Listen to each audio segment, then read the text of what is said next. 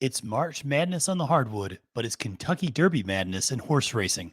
Let's talk a big weekend and what TAPIT Trice showed us at the Tampa Bay Derby.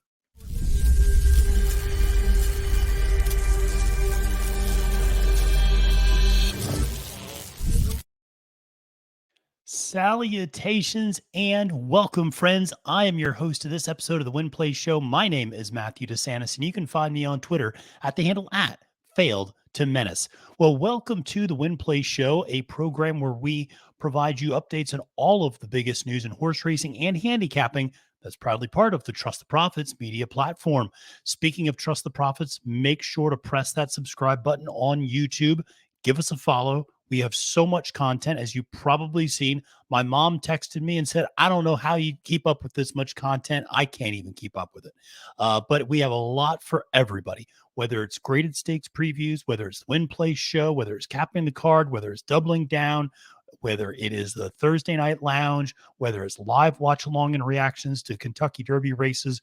We have so much for everyone. And the best part is, we also listen to you, all the fans. I had a fan of the show reach out to me and say, hey, I'd really like to hear more about fair odds. I'd really like to know more about wagering. You know what I did? I brought Ed DeRosa on. We talked about fair odds as it relates to the Tampa Bay Derby. So if you have ideas out there, if there are people in the industry you want to hear from, if there's questions you want answered, you reach out to us. We're happy to try to put together the programming that you all want. So like I said, make sure to give us a follow on YouTube.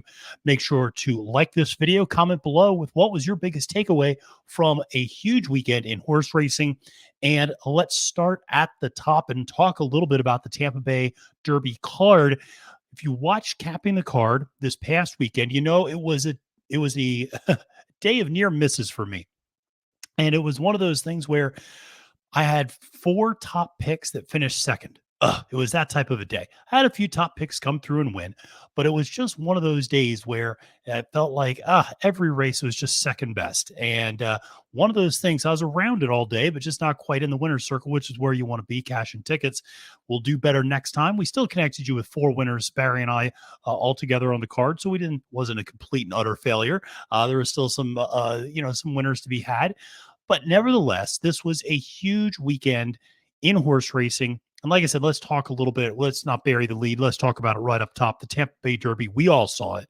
If you didn't see it, go back and watch the replay here on the Trust the Profits channel of the Tampa Bay Derby. And of course, what happened with TAPIT Trice, who broke dead last, was very slow to get started, was last going into that first turn. Luis Saez, I mean, you want to do a workout. Luis Saez is working this horse hard the entire back stretch, just pumping his arms the whole way, trying to get this horse to go. And thankfully for TAPIT Trice, they went fast up front. 23-3 opening quarter, 46-4 opening half, 111-1, I think, maybe 111-2 opening 3 quarters, and they walked home. And because they were tired, TAPIT Trice comes charging late. It just seemed impossible that he would win that race.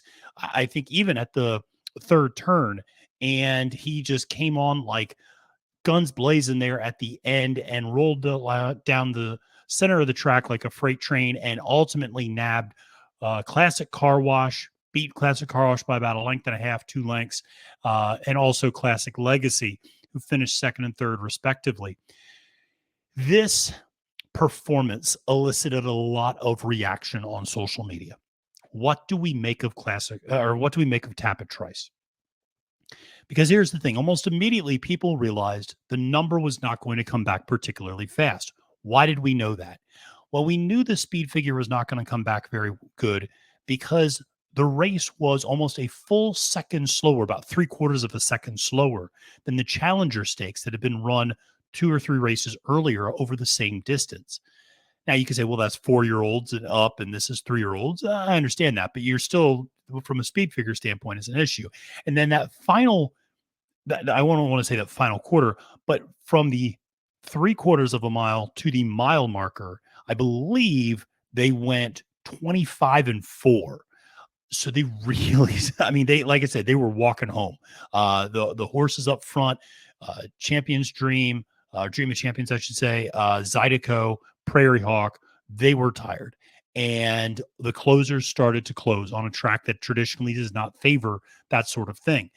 The amazing statistic that came out of this was prior to that race on Saturday afternoon, since February 1st, horses that were 4 or more lengths back at the first call were 0 for 38 in dirt route races at Tampa Bay Downs. Now, you might say, how many of those races had deep closers as an overwhelming favorite? Well, that starts to get a little bit more challenging to start to look at parsing the numbers out a little bit more. There's certainly some cases where that certainly was the case. We even saw it, if you remember, in the Suncoast Stakes, where a horse like Julia Shining, a horse like Wonder Wheel couldn't get home against early speed. So we've seen this happen before. It's not as if it was the first time. In terms of having a favorite trying to come from off the lead, the difference was this time it actually happened. So now they're 1 for 39. But like I said, the speed figure came back slow. And I think a lot of people looked at the performance from TAPIT Trice, and it really depends if you're a glass half full or a glass half empty person. If you're a glass half full person, you look at that performance and you go, my God, it couldn't have gone any worse. The first furlong for TAPIT Trice, the horse looked absolutely hopelessly lost. And Louis Saez is doing everything to try to get this horse engaged and going. And the horse still managed to win. A grade 3 race and get 50 Kentucky Derby points. This was the first time the horse had attempted 2 turns. This was the first time the horse had entered at a stakes competition, even never run a stakes race before that, and did so around a 12 horse field. This wasn't a 5 horse race where you don't have that many bodies to contend with. This was a big time effort to go around 11 other horses to win. Now that's the glass half full version of what happened. The glass half empty version goes, this horse always breaks slow. Moving forward, this horse is not going to be able to get away with that against more talented fields. This was not a particularly strong field. We all said that throughout. So this was not a particularly strong field. When Barry and I talked, we said speed figure wise, I mean, he was so much superior to everybody else. It really wasn't even a contest. So, he beat inferior competition, and he did so while completely blowing the brake, which if he tries to do that against better competition is not going to work. He also had a very fast pace to run into, which when we get forward, we start talking about this with the Kentucky Derby.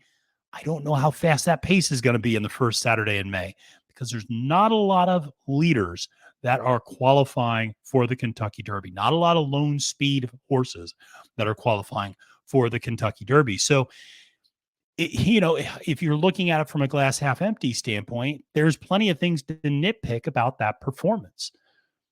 I think what cannot be debated is that Louis Saez might have been the only jockey in America to get that horse home. Louis Saez rode the living daylights out of that horse to get him there. So I hope he gets an even bigger chunk of the prize money, because he certainly earned it going around. But it was, like I said, it was an intriguing race. Where do I fall? As with most things, the truth lies somewhere between these 2 points, right? Yes, he can't get away with this against better fields. He absolutely can. If he breaks like this, next time out, if he goes to the Wood, if he goes to the Bluegrass, if he goes to the Arkansas Derby, that seems unlikely. But if he goes to the Wood or the Bluegrass, he breaks this slow there, he's not going to win. He just isn't. Some people are saying he's a Belmont horse. Maybe. The counterpoint to that is Belmont fractions usually aren't that fast. He still does need speed to run into. Now, he does look like he has all the stamina you would want, as typically out of a TAPIT horse. So, yeah, of course, he's TAPIT progeny. He's going to want all the distance. But it is interesting to see a very strong difference of opinion on TAPIT Trice. Probably the most divisive winner we've had of a big prep race to this point. I think most people look at Instant Coffee as a very legitimate horse. People look at a horse like Practical Move as, I think, a pretty legitimate horse. People have questions, maybe can he get the distance? But people by and large reacted, I think, properly to that victory. People obviously very high on Forte. And I think people have kind of appropriately slotted a lot of these winners in these previous prep races. TAPIT Trice was the first one, because the eye test, when you watch a horse close, it's just so visually impressive. It's why people like Red Route 1. It's why people like a filly like Wet Paint, because they close. And there's something so romantic and fantastic about watching a horse like that. Now, when you start taking the other considerations, why did they have to come from that far back? can they do that consistently? Can they actually get home? One thing I will say about TAPIT TRICE is he got home. He won. Red Route 1 hasn't done that yet. Now, he's raced against better fields, I would say, but still, you'd like to see horses that are deep closers to at least win. It is a very divisive race. It's funny. The longer I ruminate on that Tampa Bay Derby, the more I'm coming down slightly more on the glass half empty side of things. He's got a lot to clean up. Now, maybe he gets it cleaned up. Maybe Todd Pletcher can get him out of the gate a little bit better. If he can sit mid pack, could make all the distance in the world. But it just, I told you this in the early look. I mentioned this on Capping the Card. I mentioned this when I talked to Ed DeRosa. The horse just doesn't break very well. And, he's going to be far back. And he's pace dependent to some extent. But like I said, it was incredibly thrilling to watch. I loved watching the race, and I was super excited in the moment. You get excited when you see performances like that. Now, what's interesting is there are a couple of horses that finished second and third in this race, Classic Car Wash and Classic Legacy, who also accumulated a fair amount of Kentucky Derby points. I believe Classic Car Wash is up to 26 Kentucky Derby points because, of course, he finished second in the third, I should say, in the Sam F. Davis. So he's got a few points. All he really needs is another minor award in one of these big 100-point races, and he's in the starting gate. Like if he finishes fourth at the Bluegrass or fourth at the Wood, he's in. Classic Legacy, fewer points. I think only 19 points at this point, but could potentially do the same sort of a thing. So interesting horses to see. I do like Classic Car Wash and Classic Legacy a little bit. They're good horses.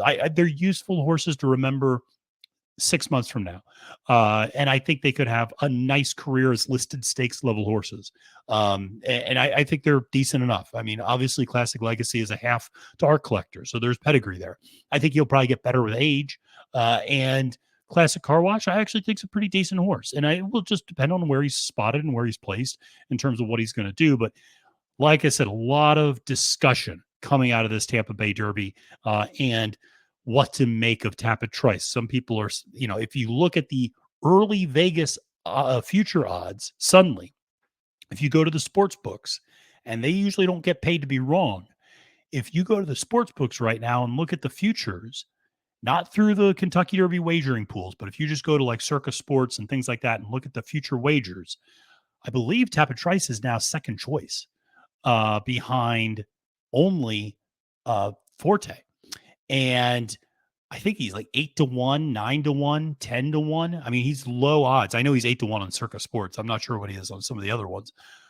Very low. In fact, ahead of Instant Coffee, ahead of Practical Move, ahead of Confidence Game, ahead of these horses that we've seen win these other 50-point preps. So, like I said, very controversial. I'm sure the four of us at Trust the Profits have slightly different opinions, and that will be borne out in our top 25 list. And make sure to tune back later this week as we are going to have an in-depth Kentucky Derby discussion forum between all of us here at Trust the Profits to kind of talk about where we are as we take stock of things before we start the 100-point preps coming up in 2 weeks. Well, there were other races at Tampa Bay besides the Derby, and let's talk a little bit about those. Let's talk about the Columbia Stakes early on in the card. Talk of the nation for Shug McGahee. Wow, what a performance. 6-5 favorite, but ran like a 6-5 favorite. Made it look easy on the turf from the far outside 10th post.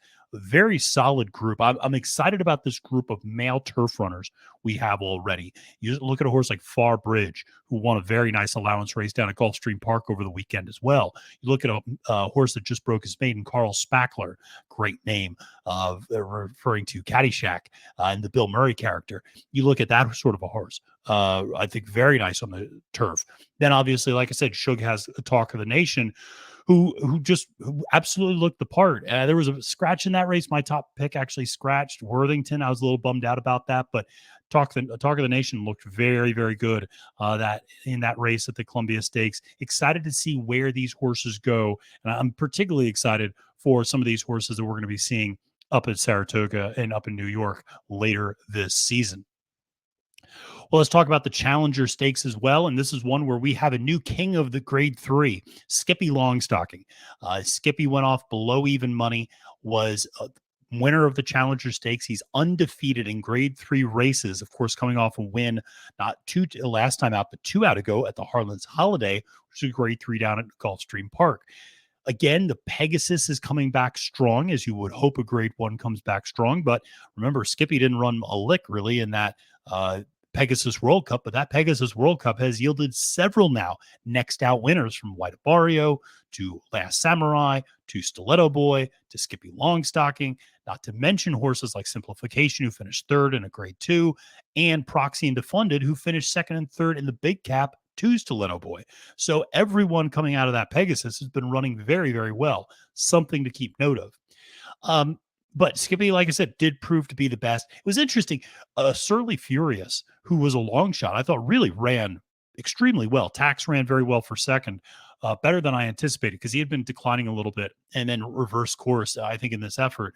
But Surly Furious kind of was right there with Skippy, and you could kind of tell that I don't want to know if Paco was taking Skippy.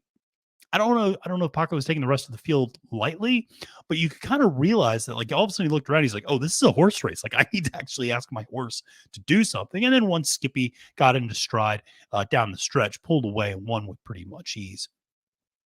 Let's talk about the Hillsborough Stakes, and one of those races where I got beat, and got beat by even money. You know, those things happen. I like Scottish Star, who was, I thought, given as good of a ride as you could possibly give that horse. I thought Luis Saez doled out just enough speed up front to make sure that the pace was honest, and to utilize Scottish Star's natural speed, but not so much that you burn the horse up and don't have anything coming for home. But the real kicker is Shantasara just got the best ride from Irad. Shantasara sat second, never let Scottish Star get too far away, and when they kicked for home, had enough ability to make up that ground and win. Scottish Star finishing second that day. Very talented, very, very talented filly. And much the best that day, especially compared to stablemate Rougier. So interesting, as we start to see Chad Brown's barn come back into form a little bit. We start to see some of these horses, kick off, I think, very successful 2023 campaigns. Shantasara certainly is one of those. And the Florida Oaks, another gut-breaking second place for me with Alpha Bella. Ultimately, Mission of Joy wins. I got to give a shout out to David Aragona, who that was his top pick. And I have to say, actually, that horse helped me make a profitable pick 4 later in the card, because I did include Mission of Joy in my ticket. It was a very skinny ticket because there was a lot of chalk other than that. But that was one where Mission of Joy and Alpha Bella really pulled away from the rest of the field late, and put on, I thought, a really nice stretch run between the two of them. Mission of Joy coming up the inside, just a little bit more game. And Alpha Bella, I thought, ran really, really well. That was, something that was, I just think, incredibly impressive, because Alpha Bella went off last time, if you remember, in that grade 3 down at Gulfstream Park, where she got beat by Cairo Consort's amazing comeback. Alpha Bella that day was 17-1. Alpha Bella now goes off at 7-2, gets a lot more respect, runs a really, really strong race. But Mission of Joy, I know a lot of people were disappointed. Mission of Joy loaded into the gate at 9-1. Halfway down the front stretch, she's at 5-1. The late money. So, you feel bad for the people who thought, hey, I'm getting 9-1 on this horse. Well, you got a $12 winner, which is not bad, better than a $0 winner. But it's one of those things. Do have to always feel good when I see a Grand Motion horse win. Big fan of his. He does things the right way, I think, and it's just a real class act. I see him around Laurel Park sometimes when I go to the track. Always takes time out to say hi to people, and just seems like a really genuine guy. And like I said, somebody who's a very good horseman as well. Well, not all of the action this weekend took place at Tampa Bay Downs. In fact, one could argue maybe the biggest race of the weekend was in Oaklawn Park at the Aziri. And ladies and gentlemen, Secret Oath is back. The Distaff division is as good as ever. Never fear. Even with the retirement of Malathat, we still have a great Distaff division. And the big 3 really ran like the big 3. Secret Oath wins. Clariere gets a nose in front of Interstate Daydream for second, who finishes third. Those were the big 3 going into the race, and those are the big 3 coming out of the race. But the big news was really brilliant ride by Tyler Gaffleone. Secret Oath is back. And here's the thing. She looked fresh. If you watched my video with Chase Sessions, the Wolf of Oaklawn, when we talked about the Azeri, the one thing I said was Secret Oath looked tired, and that burst that we saw from her early in the year was gone by the end of last year. You didn't see it. And that burst came back, that turn of foot came back. Tyler just gave a beautiful ride on this horse, and she responded. She got the jump on Clairiere, and she started pulling away, and she won by open lengths. Easy, very easy. And like I said, incredibly effective ride by Gaffleon. She looks fresh. She looks good. She is going to be going to the Apple Blossom next per Dwayne Lucas. And so she's going to start the big Distaff, murderer's row of races, starting with the Apple Blossom. Inevitably, we'll be going up to Saratoga, I'm sure, running into those races later this year. But she looked the part. She looked the part for sure. And now we're waiting to see what Nest looks like, right, when she comes back. Clairiere, listen, a grinder. And the second I realized Secret Oath got the jump, it was over, because Clairiere doesn't have the turn of foot. She's a grinder. If somebody else gets a jump on her, it usually doesn't work out well. She needs to get started a little bit earlier. She needs to start picking people off a little bit earlier. And she just, like I said, Secret Oath got the jump and was able to, go past the field because of that. The ride that she got from Rosario was maybe not the greatest ride in the world. It wasn't a terrible ride. Kind of chose to go inside and then kind of got cut off and didn't really have anywhere to go. And then by the time she tipped out, just like I said, wasn't going to get there. That was pretty obvious. But like I said, the division's fantastic, and all credit to Secret Oath, who obviously loves Oaklawn Park. And now that's going to be a little bit of a question: how's Secret Oath going to do not at Oaklawn Park? Obviously won the Kentucky Oaks last year at Churchill Downs, so she can travel. That's no problem. But it will be interesting to see how she handles some of these other tracks. But she looks like she grew up, and she looked very, very good as a 4-year-old. So congrats to all the connections there on Secret Oath, and a big win in the Azeri. Well, let's talk about the grade 1 on the weekend card, and that was the Beholder Mile, won by Amore. And what an effort this was as well. What a thrilling race. Sat a great trip, sat third behind Ganadora and Bob Baffert's Fun to Dream. Looks like Fun to Dream is going to win, opens up coming at the top of the stretch. And slowly but surely, Amore just keeps coming and gets in the very last stride, gets up there and nails the 4-5 favorite Fun to Dream. Big win for Brad Cox, a brilliant ride for Flavien Prat, who, as I've mentioned before, didn't forget how to jockey. He's going through a slump just as Joel Rosario is going through a slump. These guys haven't forgotten how to be good jockeys, though. And Flavien got up on the wire. Great ride there. And obviously a great effort from Amore to win that grade 1 Beholder Mile, and just shows you how stacked this, like I said, older female division really is. Very excited for this one. So great effort there. And then I also want to give a quick shout out to Frank's Rocket, who won a stakes race down at Gulfstream Park this weekend. Frank's Rocket's come off the Breeders' Cup and done nothing but win stakes races, basically. This is a real nice horse, and I like Frank's Rocket quite a bit. And saw this horse in person at Charlestown. Hope to see her again this year at Charlestown, but that's one that I really like and wanted to give her a quick shout out. Bill Mott's horse, getting the job done there at Gulfstream Park. Well, there's also some very big horse news that we're going to get to as it relates to the Kentucky Derby. And the biggest news was, of course, Arabian Night on Saturday night. You want to talk about a news dump. Saturday night, around 1 o'clock in the morning Eastern time, Zidane Racing Stables releases a tweet that says Tim Yaktine is not pleased with the way Arabian Night was training and is giving the horse a rest. And Arabian Night, who many of us had tabbed as our second or third best Kentucky Derby contender, is officially off the Kentucky Derby trail until further notice, and is off the trail entirely and is on the bench until further notice. So it is amazing to see what has happened to Bob Baffert's fleet, supposedly, of amazing Derby horses. Faustin and Cave Rock are still in his care and therefore ineligible. A horse, so now suddenly you look at a horse like Hijazi, who finished fourth last time out at the San Felipe, probably is not going to move forward as they stretch out in distance. Now suddenly Arabian Night off the trail. All you really have left is Reincarnate and the word that National Treasure has returned potentially to the Derby Trail. Remember, National Treasure was scratched from that San Felipe because of tender back left hindquarter. The horse has returned to the track, will resume training, it seems like, at Santa Anita once that track dries out a little bit. They've been inundated with more rain out there in California. So once that track is safe to practice and safe to work out on, National Treasure is planning on returning to the track to work out. Obviously, could still be a factor for the Santa Anita Derby, but is high stakes whether or not he is going to be put in that race or not.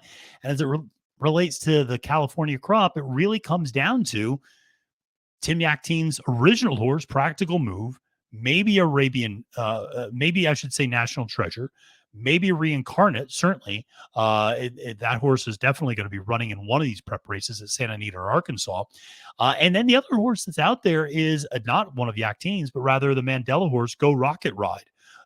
And that's a very intriguing horse, particularly with the way the pace is setting up in the Derby. This is something I mentioned earlier. When you look at who's accumulating these Kentucky Derby points, it is a slew of horses that like to sit in mid-pack or are deep closers. Very few of these horses that have accumulated any points like to be forwardly placed or like to be on the lead. Okay. We've not seen horses wire the field other than Arabian Night, really, who did that at the Southwest, but that's obviously not going to be a factor anymore at all. So now you look at the field and you go, where's the speed going to come from in the Kentucky Derby? Now, there's always some impetus to get out there in front in a 20 horse race. You don't want to be, sandwiched in the back and being kind of at the will of other people's decisions and things like that. So there's always a little bit of, if you had a bunch of deep closers, somebody would want to get to the front just to avoid a potential logjam behind them. That's always going to happen in a large field, but there's not a lot of naturally fast horses. The horses that have been winning are sitting mid-pack and sitting actually quite deep in a lot of cases, like a horse like TAPIT Trice. Now, what's interesting is all of these prep races have featured a lot of speed. You saw a very fast pace at the Tampa Bay Derby. You saw a fast pace at the Risen Star. You saw a fast pace at the Rebel. You've seen fast paces in a lot of these races. You saw a fast pace even going, back and talking about the, some of the races up at Aqueduct as well, at the Gotham. And then, so you've seen it up there. The thing is, the horses that set that hot pace are not qualifying for the Kentucky Derby, are not earning any points towards the Kentucky Derby. All the horses that are winning these points are the ones that are closing into it. The problem is nobody's going to set that pace in the Derby. Now, there's still some potential horses. A horse like Go Rocket Ride is a very naturally fast horse, and it might be very, very forwardly placed.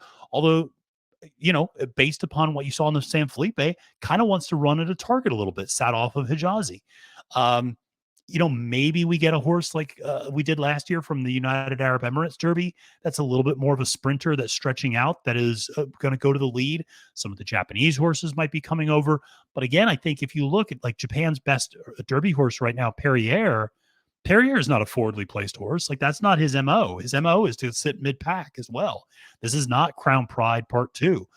This is a horse that's going to sit kind of more middle of the pack and then launch late. He's not a front runner. So again, a lot of interesting developments here as it relates to the Derby. A lot of moving pieces. Obviously, no prep races this weekend. Next weekend, we will come back with the following weekend, I should say, we'll come back with the Louisiana Derby. But like I said, a lot of moving pieces still to take place and a lot of excitement there as we move forward. Well, while that's been all exciting news in terms of building up to the big race, the first Saturday in May, there's also other news that maybe not is great. And I kind of almost want to rename this segment Trainers Behaving Badly. So we see Safi Joseph Jr. getting slapped with a 30-day suspension for, I believe it was butanol, and for that use of that on animals, which is kind of a nerve inhibitor, which is basically tries to block pain if horses are facing it. Not great to see that. Safi is, of course, appealing that decision, so that's not great. Now, the Jamie Ness suspension that came about because of illegal amounts of substances in the horse Crabs and Beer in a stakes race. That suspension was actually rescinded because of some technicalities in the case.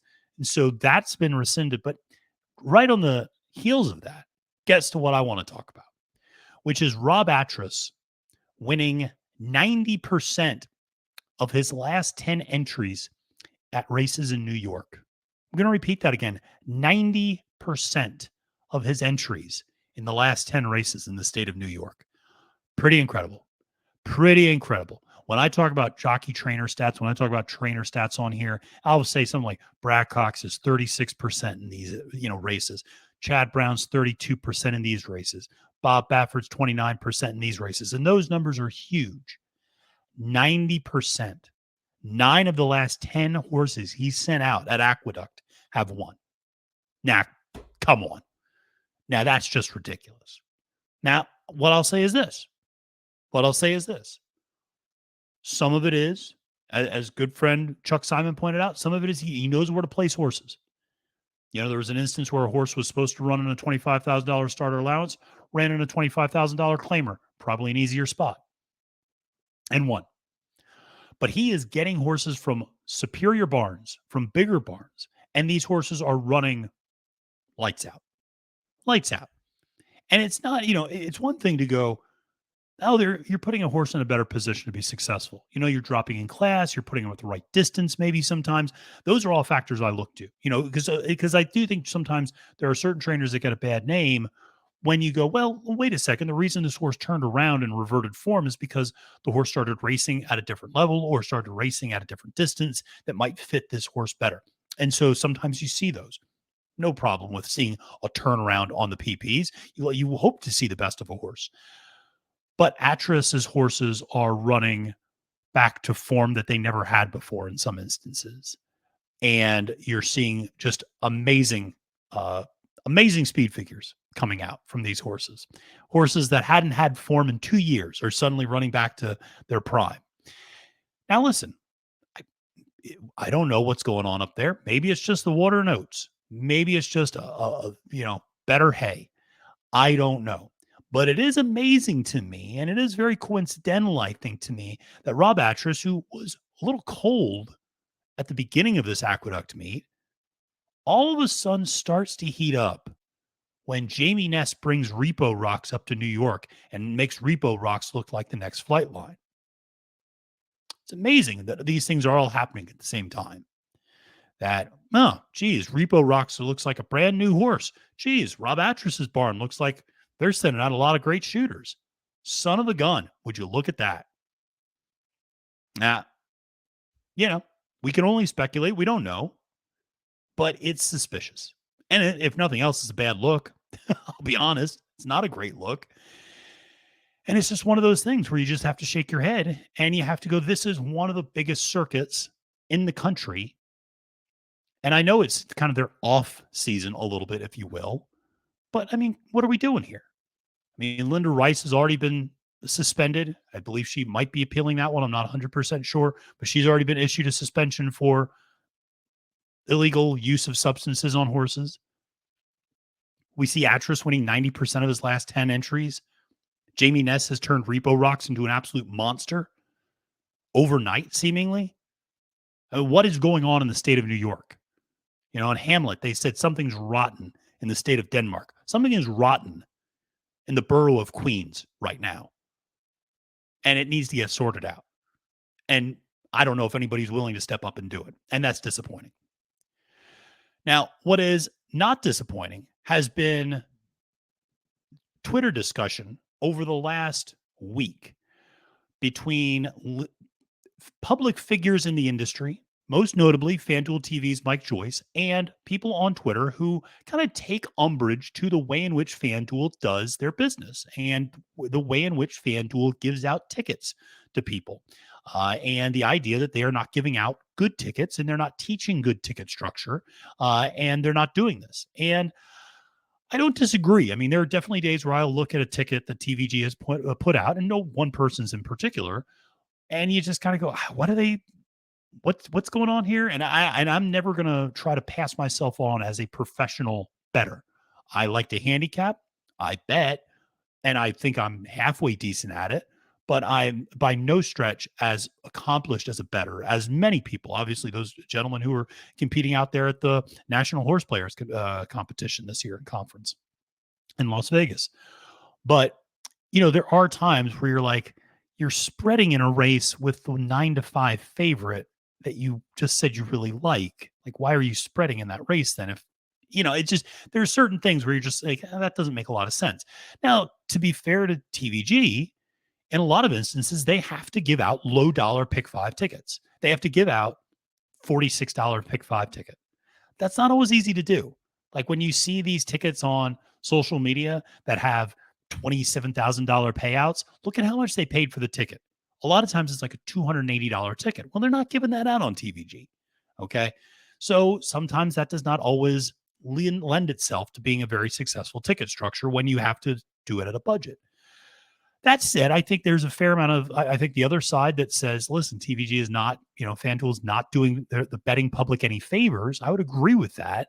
And I think that there are people out there who absolutely have the skills and ability to teach people how to do this better. I don't know if they always want to use the platform they have in that way, in a really systematic way. I think it's easy to comment on other people's tickets and in some cases compliment it, and in other cases critique it, rather than teaching people how to actually do it. That's a challenge. And I say that as an educator. Teaching is not easy. If it was easy, we wouldn't have issues in our K-12 system. That's a whole nother podcast. Teaching is a challenge. Okay. And teaching people how to build effective tickets is not easy. It's easy to look at somebody else's and go, well, that's what you did right, or that's what you did wrong. And that's good feedback to get from people, but it's not really expanding the game at all.